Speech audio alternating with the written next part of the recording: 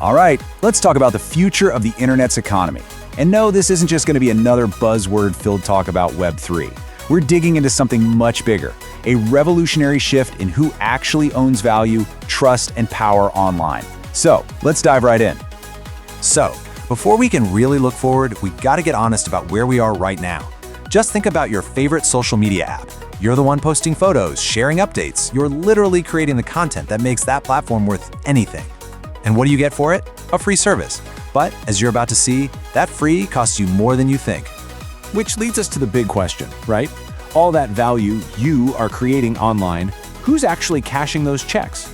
Well, right now, it's a handful of tech giants. They're the middlemen who control your data, and they're the ones taking a huge cut of the profits that you helped create. This slide just nails the evolution of the web. You know, Web 1 was kind of like a library. You could only read stuff. Web 2 was more like a blog. You could read and you could write. But Web 3? Web 3 is like owning the whole printing press. For the first time ever, you can actually truly own your digital stuff. And that right there is the heart of Web 3. It is a completely radical idea.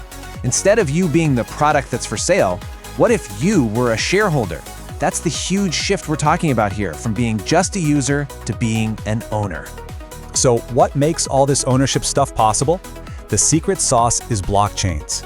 The easiest way to think of a blockchain is like a global digital receipt book that everyone shares, but no one can tamper with. It's what lets you prove you own something digital without needing a bank or a big tech company to vouch for you. But okay, how does this new economy actually, work? Let's pop the hood and take a look at the engine. It's all about something called programmable money, and it runs on smart contracts. Honestly, this is the perfect analogy. A smart contract really is like a digital vending machine. You put your digital coin in, and it automatically spits out exactly what you paid for. There's no cashier, no lawyer, no banker needed. All the rules are just baked right into the code. It just works. And this is where things get really, really powerful. By automating trust, we can just cut out all those middlemen. And guess what? That makes everything way cheaper and way faster. But the coolest part is that it's all open source, so developers can snap these smart contracts together like money Legos.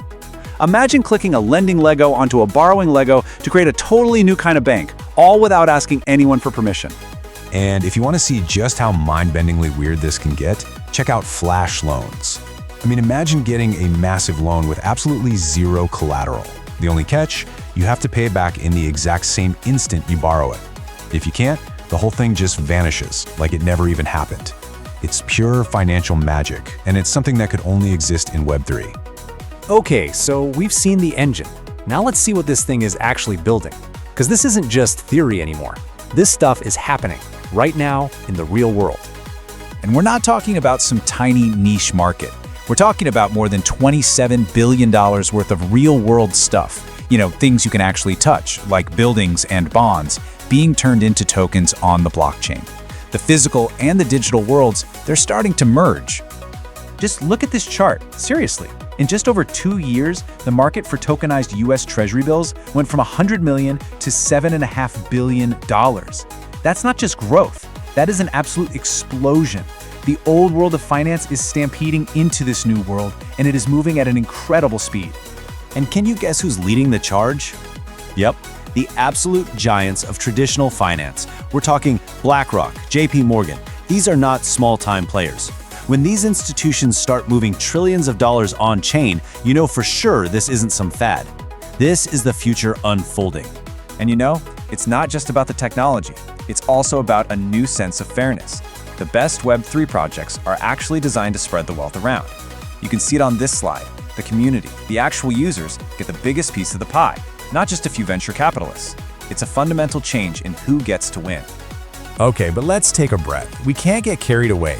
This new frontier is incredibly exciting, but it's also a bit like the Wild West. For every amazing success story, there's a cautionary tale of danger. We have to talk about the risks. Look, everything here comes down to trade-offs. You can have the unbelievable Fort Knox level security of Bitcoin, but you also get an electricity bill the size of a country like Argentina. Or you can go with the much greener option like Ethereum, but then you run the risk of creating a new class of digital aristocrats. There is no such thing as a free lunch in this world. And sometimes things go very, very wrong. Back in 2022, the Terra ecosystem didn't just fail, it completely imploded, wiping out $40 billion of people's savings in just a few days. It was a brutal, painful lesson in just how high the stakes are. And it's not always these huge, spectacular collapses either. Every single day, hackers are probing for weaknesses. In just the first 3 months of 2025, they got away with almost $2 billion. So if you're going to step into this arena, you have to be so careful. So where are all the landmines? Well, they're kind of everywhere. A tiny bug in the code can lead to a catastrophe. The digital bridges that connect different blockchains are huge targets for thieves. Even the data being fed into the system can be messed with. And on top of all that, you've got the ever-present risk that governments could just change the rules of the game overnight. It's a real jungle out there. So, with all these risks, is this whole thing just doomed? No, not at all. Actually, what we're seeing now is a new, more mature phase. The crazy speculation is starting to cool down, and what's replacing it is real-world utility, as the worlds of crypto and traditional finance finally start to converge. And hey, don't just take it from me. The CEO of BlackRock, one of the most powerful people in all of finance, he compared this exact moment to the internet back in 1996. Just think about that for a second. We are at the very beginning of something that could change absolutely everything. And if you really want to peer into the future, think about this. What happens when AI starts to become its own economic player? Imagine a self-driving car that pays for its own charging, or an AI artist that sells its own creations and manages its own bank account.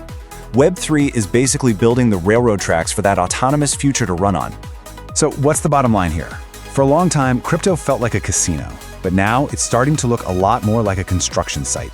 The focus is shifting away from pure speculation and toward building the actual plumbing for a whole new financial system. And that leaves us with the billion-dollar, or maybe trillion-dollar question. Is this new technology really going to create a more open, fair financial system for all of us?